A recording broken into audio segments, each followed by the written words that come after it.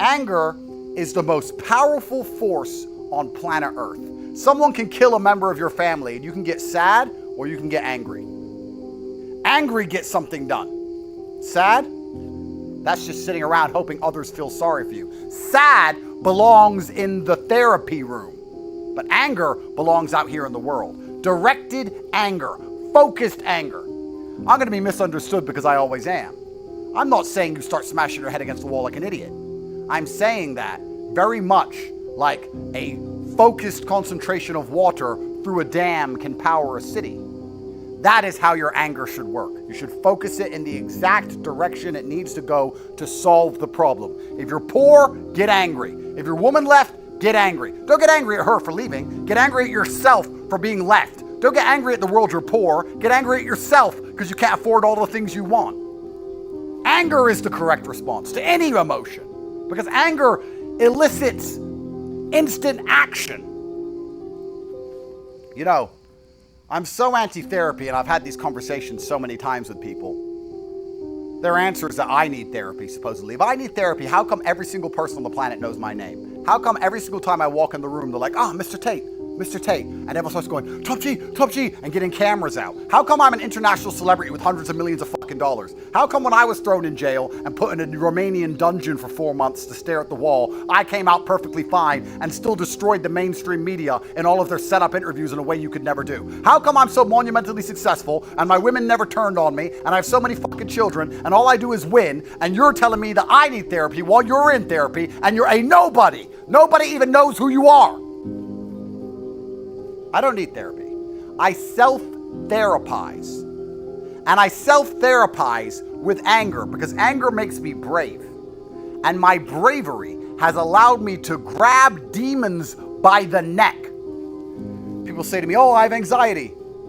And they talk about it like it's a bad thing. Like this anxiety demon has come into his life and ruined his life. You have anxiety over stupid shit. Keep your anxiety demon and now have anxiety that you're not rich. Get to the point where you can't sit still and watch Netflix and eat ice cream because you are too anxious about the fact that you don't have $100 million. You might start doing some work. Oh, I have depression. Great, fantastic. I'm glad you have depression because you won't feel depressed on a yacht with 20 supermodels, 300 million in the bank, and a Bugatti waiting for you in the marina. Then you won't feel depressed. So it's a good thing you have depression because you don't have those things, and now you have to get them to feel better, so get to work. I have OCD. You have OCD over dumb shit like arranging your Star Wars figurines like a fucking child. You should have OCD about getting your life in order, about being in the gym on time, about training harder than everyone around you, about getting some money in your bank. You don't have to get rid of these conditions. I would argue that Elon, the man who's putting rockets into space, probably has OCD. That's how he managed to get a rocket into space. And you're saying your OCD prevents you from fucking washing the dishes because you're a fuck up and you are a failure. Get out of therapy. I publicly state that I have anxiety. I have governments try to kill me, getting thrown in and out of jail at random, all of my assets seized, 10 girlfriends complaining, 9 baby mamas, my Jesco's broken, my private jet was clicking on the way here making a strange noise. I know they're trying to kill me anyway. I have anxiety, but I use my anxiety so that I wake up at 6:15 a.m. instantly enraged, getting to work so I win. I grabbed the demon of anxiety by his fucking neck and added him to my legion. He works for me. You have dulled your sword, so you have nothing to threaten the demons with, because you're too busy sitting around in therapy like a little girl. When anxiety turns up, you cower before it with your little weak, dull sword. I pull my blade and say, you now work for me. By force. I have depression. I have OCD. I have all of it. These demons work for me. I am the leader. They are my army. That is how I've conquered the world. If you're at home complaining, I have OCD, I have anxiety, I have depression, you need to get these demons in check. They are your weapons against mediocrity. Therapists will never tell you that. A therapist will say, oh, we have to get rid of your anxiety. We have to get rid of your anxiety. Just bend over and spread your butt cheeks. We're going to get rid of your anxiety.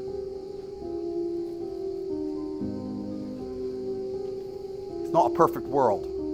It's a world of war and endless combat and chaos.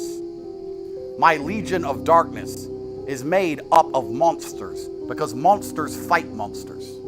I can only beat my enemies because of all my flaws, because of all my conditions, because of everything that's wrong with me. There's things wrong with me, supposedly, but all of those things work for me.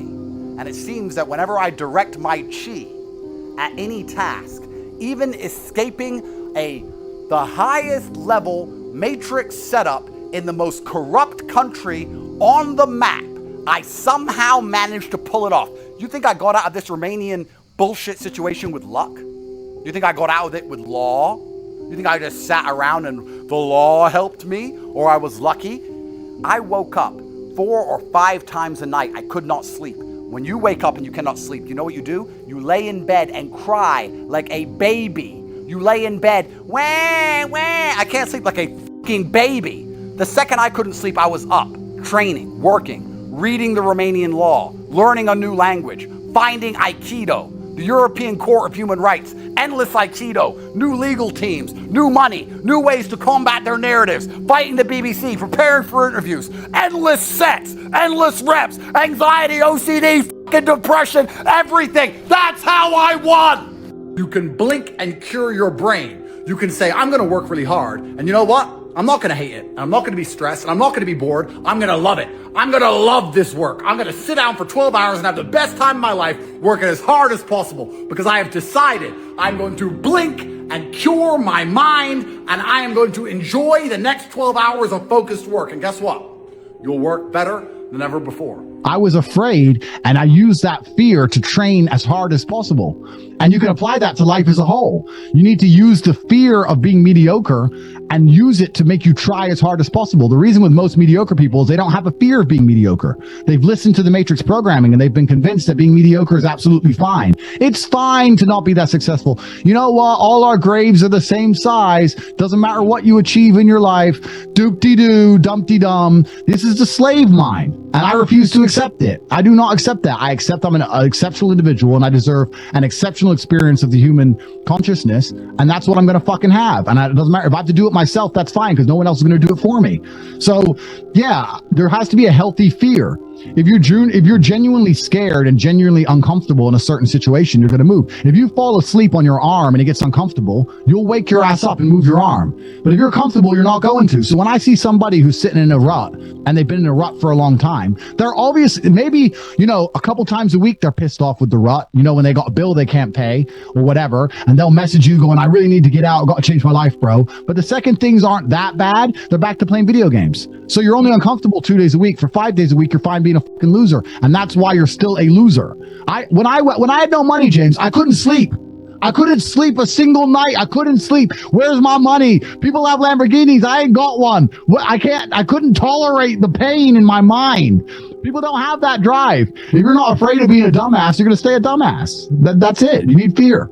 This is important, especially if you are at home and you're not yet as successful as you want to be. If you don't have your life in exactly the place you want it, if you still feel trapped, whether it's financially or some other way, after the disappointment, swallow the disappointment. Take a minute and look around you and say, I deserve more than this. But then what's the important point? You must begin to work instantly. Say depression isn't real. I said feeling depressed is real. But the idea that depression is going to strike you in your mind and there's nothing you can do about it, I think that is promoting helplessness amongst depressed people, and that's the reason they kill themselves. I don't think that making people helpless in an unfortunate situation is the great thing to do. You have to give people hope. And I explained that when you believe in something, you give it power. So I tried to say that when I felt at my lowest and I achieved the most I've ever achieved in my life, the reason I was capable of doing that is because I didn't believe in the paradigm of being a depressed person. I just believe that this is how I currently feel, and it, I'm going to do whatever it takes to get my life to be better. And I gave a very simple example, an analogy. I said, if you take two people, one believes in ghosts and one doesn't, and you put them both in haunted houses, and in the middle of the night, there's a bang. The person who believes in ghosts is now terrified. There's a ghost, they're calling an exorcist, they're panicking in the room, they're hiding. The person who doesn't believe in ghosts goes wind and goes back to sleep. It's the same noise, it's the same scenario, but it's the belief in their mind that terrifies and ruins their life. It's the belief in their mind that turns against them. And I've said this many times. I don't even give a shit about right and wrong. You can tell me depression's, you can give me with every scientific proof in the world, depression, I refuse to believe in things that take my power away. I'm only going to construct a mental model that allows me to be as powerful as possible. If believing in the idea of depression is going to take my own power away, then I won't believe in it. I don't want to believe in things that make me weak. I believe in things that make me strong. And someone goes, well, you're wrong. Listen, let's assume you're correct and that makes me wrong. Let's say that you're right and you're depressed. Why would I want to adopt the thinking of a man who is sad? Why would I want to think like you? Wouldn't it better to be wrong and be happy and have a sports car and a yacht and a private jet? You want to talk about right? Look at your life. Why? Don't talk about right and wrong. Let's talk about success and results. I don't believe in things that take power. I never have. So when people email me and they start saying, I'm depressed. And what's funny is this. I talk to them and they desperately defend the idea of depression.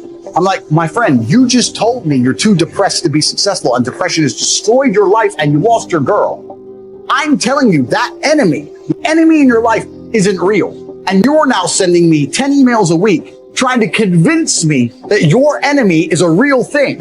Why are you sticking up for your enemy? This person, whatever it is, this idea destroyed you and you're putting your energy into defending it. You should be on my team. Whose team are you on here? You want to sit here and convince me? I'm never going to believe you. I'm never going to adopt your thinking because your life is not successful enough for me to emulate. So why don't you try to adopt my way of thinking? Stop defending this. And they're defending it because it's a cure-all excuse. Depression or sadness is a cure-all excuse for men to use for failure. I have failed. This is why they say I don't believe in men's mental health, or the man who's depressed can't compete with the man who's not depressed. This quote. I say, listen, you get to roll out, be fat, be out of shape, be broke, be unimportant with no girlfriend. And instead of the world thinking you're a loser, you get to say, I'm not a loser, I'm depressed. It's a shield. Yeah. And I say, that's why you don't want to lose your shield. Because now you have accountability, now you have performance. It's a cop out. Fuck it off. I don't give a shit if it's real or not. We're not about that. We're talking about success here. Get rid of your excuses, stop defending the thing that's ruined your life, and get to fucking work. And every time anyone has ever listened to me in history, every single one of them's transformed their lives and messaged me positive messages after. Every single time. That's why I'm antidepressant. Because that pill ain't gonna fix you the way becoming the man you wish you were is gonna fix you. How it would feel to have this car, how it would feel to be in this place, how it would feel to be famous and internationally renowned, how it would feel to go to Saint-Tropez and live on a yacht, how it would feel to be able to fly on private planes, how it would feel to not have to worry about food anymore. My brother and I used to imagine for hours. We used to talk about it. We believed in this version of reality where we somehow made it. Not only do you lack motivation, you lack imagination. And that's why it's very important. You need to start believing you are the man, even if you're not yet. Before I was world champion, I knew I was going to be world champion. You have to believe these things. We had imagination and we had hunger and fire. You don't have those things. That's why you're fucked. And there used to be for men like a rite of passage. In most societies, you had to go through something to become a man, from a boy to a man. But that thing was always difficult. It's always been difficult. Now you have to self-induce it, self-inflict it. But if you're going to be a boy and never bring on that self-inflicted rite of passage, how are you going to ever become a man? There's another thing people don't understand about me and my message. Sometimes I sit here and I say things that piss people off because that's how you trigger people to make action. I have often written emails or done videos to, especially to men when I want to help men, to piss them off. You're a loser. You're a dumbass. Andrew, why do you mean? Because you're not going to go to the gym unless I tell you you're a fucking loser. And you are a loser, and I'm not lying to you. You are a loser. The emotional trigger you need to get up off that chair is the fact that you're not important. Nobody cares who you are. Any girl you're ever in love with, I could take. And you're insignificant. And when you die, nobody's interested. That's your fault. You could have been something else. You did that. You failed. It has to be done. You have to be a master communicator. And sometimes that involves also insulting people. Become a great listener. Get around successful people and listen. Listen to what they say. And listen to how they say it. There is something to be said for style as well as content. And never has listening to successful people been easier or less costly than it is today. And you can listen to their ideas while you do something else. While driving your car, exercising, getting dressed in the morning, anytime. Listen over and over again until their ideas become your ideas. Their inspiration, your inspiration. They'll lift your spirit. They'll keep your mind on what's important, on your goal and how you can achieve it. Ideas well written, well spoken, well received, well learned. and well invested can be your driving life force for wealth and happiness. But remember, you can work hard and be sincere all your life and wind up broke and unhappy. You've got to be better than a good worker. You've got to be a good listener. Watch what successful people do. Here's why. Success leaves clues. Spend the money and time and the effort. They're all investments, time, effort, and money. But the payoff is so great, it's hard to compare the cost to the reward. Set up an educational fund. Remember, the best money spent is the money spent to cultivate the genius of your own mind and spirit.